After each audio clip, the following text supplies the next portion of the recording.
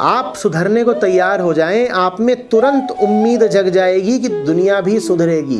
कोई आपको मिले और कहे इस दुनिया कुछ नहीं हो सकता, तो साफ समझ लेना कि वो ये कह रहा है कि मेरा कुछ नहीं हो सकता। कोई मिले और कहे कि मेरी बीवी सुधरने से रही, तो साफ समझ लेना कि वो कह रहा है मैं सुधरने से रहा। जो सुधरने लगेगा उसको तत्काल दिख जाएगा कि सब सुधर सकते हैं, सबको सुधरना चाहिए, सब सुधरने को आतुर हैं। निर्मलता का, निर्दोषता का स्वाद ऐसा होता है कि फिर वो स्वाद तुम सब में बांटना चाहते हो। तुमसे ये बर्दाश्त ही नहीं होगा कि तुम तो निर्मल हो गए और बाकी सब मलिन रहे। तो तत्काल तुम में उम्मीद जग जाएगी। उम्मीद से आगे श्रद्धा।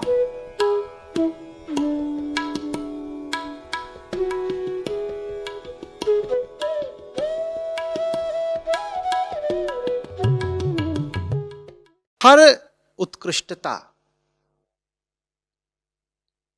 एक इशारा है, एक संकेत है।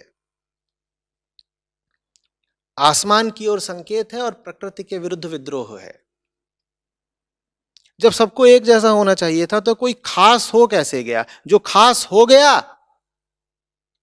उसको तुम मानो कि वही भगवान तो नहीं तो भगवत्ता का प्रतिनिधि जरूर है। समझ रहे हो बात को? सबको एक जैसा होना चाहिए था ना दुनिया में, सबको एक जैसा होना चाहिए था, क्योंकि प्रकृति अलग अलग तो बनाती ही नहीं। चूहा चूहा एक जैसा, कौवा कौवा एक जैसा, शेर शेर एक जैसा, सबको एक जैसा होना चाहिए था। कोई अलग कैसे हो गया? ये जो अलग हो जाना है, ये जो खास हो जाना, विशिष्ट हो जाना है, ये बड़ी अद्भुत बात है। श्री कृष्ण कह रहे हैं तुम इसी बात का इस्तेमाल कर लो। जो अलग दिखे तुम उसी को ईश्वरीय सत्ता का प्रतिनिधि मान लो। तुम कहो अलग तो कोई हो ही नहीं सकता, जब सब एक जैसे हैं ये अलग हुआ कैसे? जरूर कोई जादू घटा है, जरूर कोई जादू घटा है।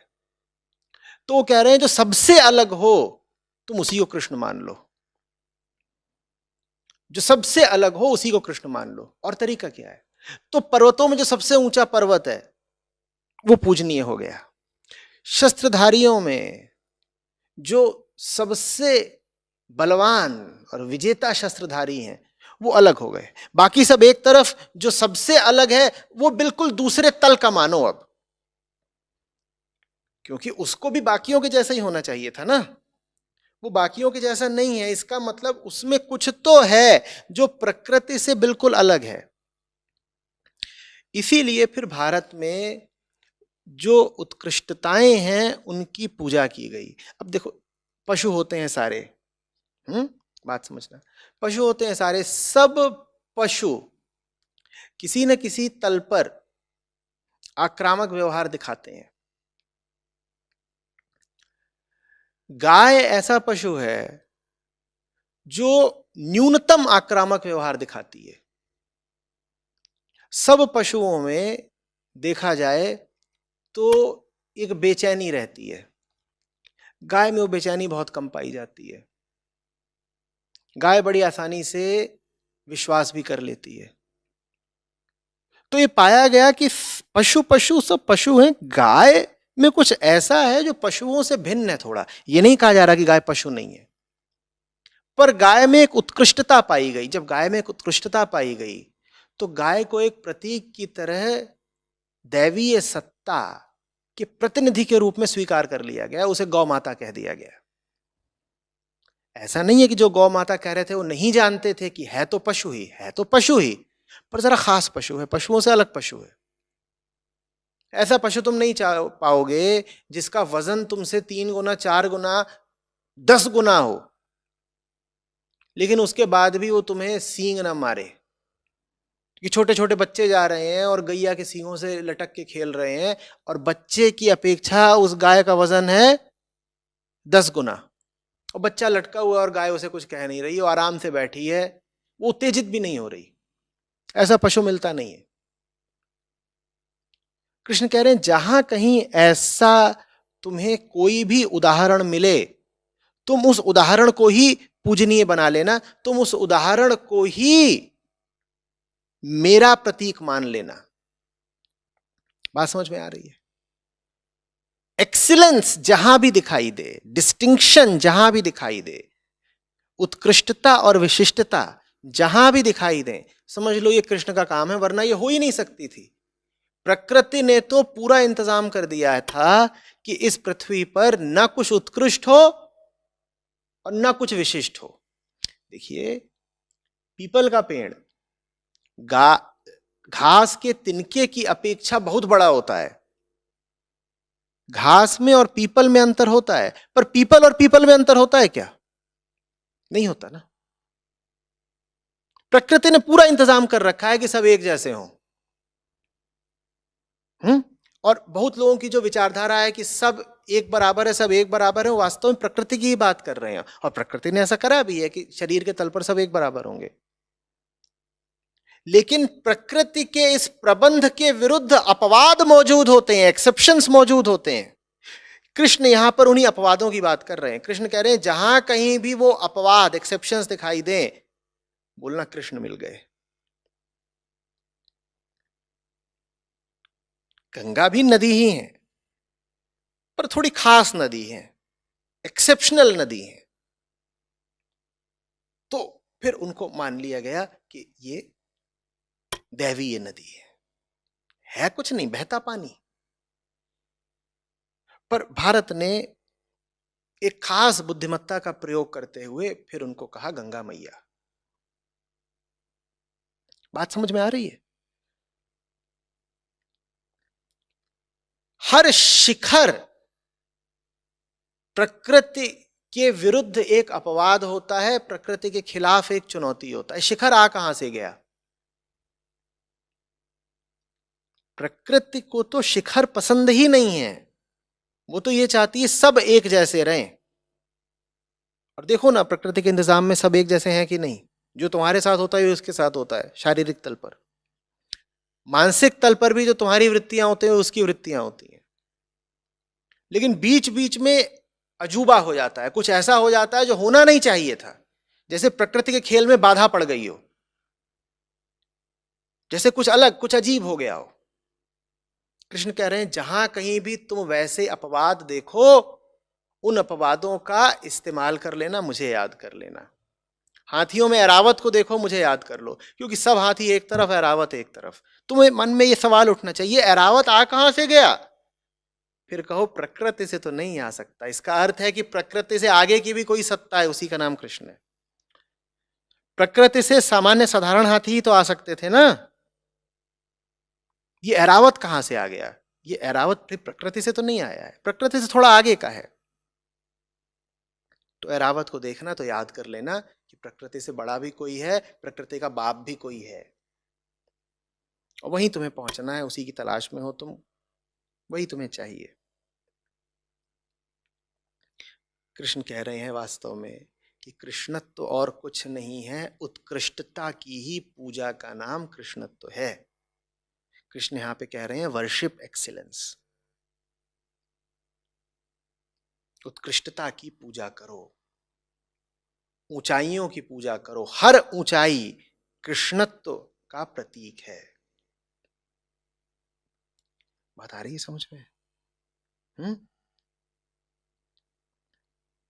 और न जाने कितने उदाहरण देकर के उन्होंने समझाया इस बात को। जितने भी प्राकृतिक उदाहरण अर्जुन की दृष्टि में सामने थे, उन सबको लिया है कृष्ण ने और कहा देखो, इनको अगर देखोगे तो फिर इनमें मैं ये हूं। पशुओं को अगर देखोगे तो मैं सिंह हूं। जब जानवरों को देखना,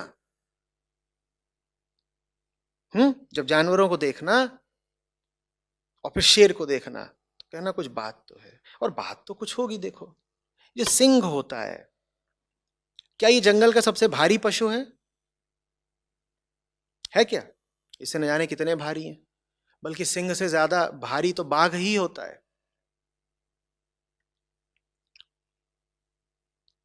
क्या सिंह सबसे द्रुतगामी पशु होता है, सबसे तेज दौड़ता है? नहीं, सिंह से ज्यादा तेज तो चीता दौड़ता है।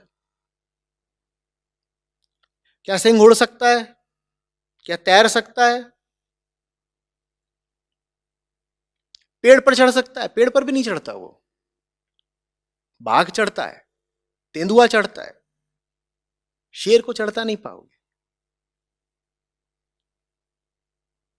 फिर भी सिंह जंगल का राजा क्यों कहलाता है?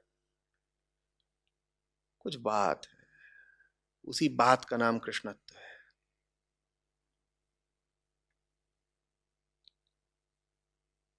उसकी आंखों में कुछ है, उसके नजरिए में कुछ है। न वो सबसे तेज दौड़ पाता है, न वो सबसे शक्तिशाली है, लेकिन जीतता वही है, राजा वही है। कुछ बात है। जब भी कुछ ऐसा दिखाई दे जो होना नहीं चाहिए फिर भी हो रहा है और बड़ा खास है, क्या ना, ये आदमी का काम नहीं है, ये प्रकृति का काम नहीं है, ये कृष्ण का काम है। कृष्ण कह रहे हैं ऐसे मौकों का फायदा उठाए, जहां भी कुछ खास दिखाई दे तुरंत हाथ जोड़ लो, सर झुका दो, कह लो प्रमाण मिल गया आपके होने का। ये जो अभी मेरे सामने है यही प्रमाण है आपके होने का। आप ना होते तो ये विशिष्टता हो नहीं सकती थी। आप ना होते तो दुनिया में एक्सीलेंस कहां से आती? कहां से आती? इसका मतलब है कि वो लोग जिनके जीवन में किसी भी तरह की उत्कृष्टता नहीं है, ऊंचाई नहीं है, वही वो लोग हैं जिनके जीवन में कृष्ण कहीं नहीं है। बस प्रकृति है, शरीर है, देह है, मलमूत्र है, यही सब है। अपने आप से सवाल पूछिए, कोई भी क्षेत्र है जीवन का जिसमें आप उत्कृष्ट हैं, विशिष्ट हैं, एक्सीलेंट हैं? अगर नहीं है तो कृष्ण से तो बहुत ही दूर हैं आप। हाथी, गधा, कुत्ता, घोड़ा इन्हीं की श्रेणी में आते हैं। कहाँ एक्सीलेंस, कहाँ है? किस चीज में आप पर्वतराज हिमालय की भांति हैं? बताइए। कूड़े के ढेर में भी कुछ ऊंचाई होती है, उतनी ऊंचाई बस आपके जीवन में। आपकी कुल ऊंचाई उतनी ही है। आप कहते हैं मुझे ये भी आता है, मुझे वो भी आता है, मैं इसमें पारंगत हूं, मैं उसमें निपुण हूं। वो ऊंचाइयां उतनी ही हैं जितनी कूड़े के ढेरों की होती हैं।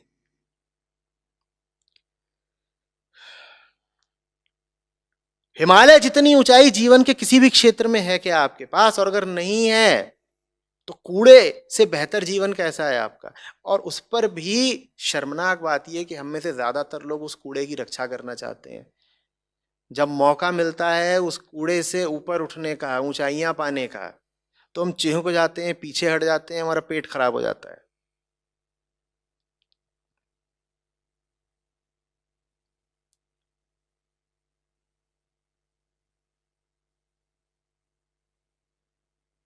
बात समझ में आ रही?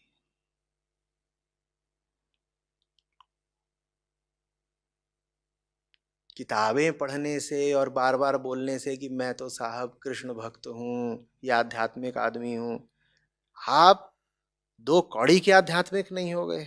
अध्यात्म अगर है आपके जीवन में तो विशिष्टता दिखाई देगी। विशिष्ट कहाँ हैं आप? कबीर साहब विशिष्ट हुए, नानक साहब विशिष्ट हुए, तो उनका साहित्य आज तक पढ़ा जा रहा है, जबरदस्त साहित्यकार हो गए। अगर वो भक्त थे तो उनकी भक्ति का प्रदर्शन उनके साहित्य की गुणवत्ता में होता है कि नहीं? उनका साहित्य आज तक पढ़ा जा रहा है। आप भी कहते हो आप बड़े भक्त हो, आपका साहित्य दो कौड़ी का है।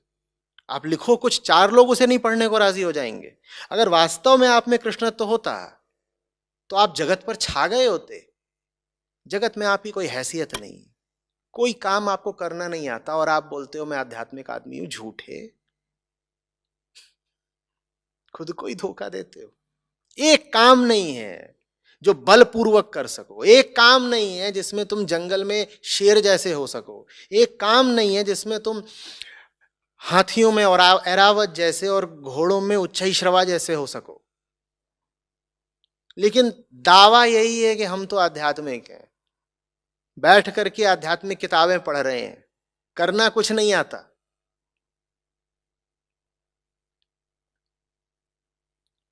ऐसे लोगों को मैं बोलूंगा बाकी सब किताबें छोड़ करके श्रीमद् भगवद गीता का 10वां अध्याय विभूति योग बार बार पढ़ो और थोड़ी शर्म करो। भूलना नहीं कि प्रकृति के खिलाफ जाना, प्रकृति से ऊपर उठना अपने आप नहीं हो जाता, मेहनत लगती है। तुम अगर किसी भी क्षेत्र में अपनी प्रतिभा नहीं बना पाए हो, तुम किसी भी क्षेत्र में ऊंचाई हासिल नहीं कर पाए हो तो उसकी वजह तुम्हारी किस्मत नहीं है, उसकी वजह तुम्हारी प्रमाद प्रियता, आलस्य प्रियता और झूठ प्रियता है। बहाने मत बनाना कि मैं क्या करूं, मेरा तो अतीत ऐसा है वैसा है, बेकार की बात।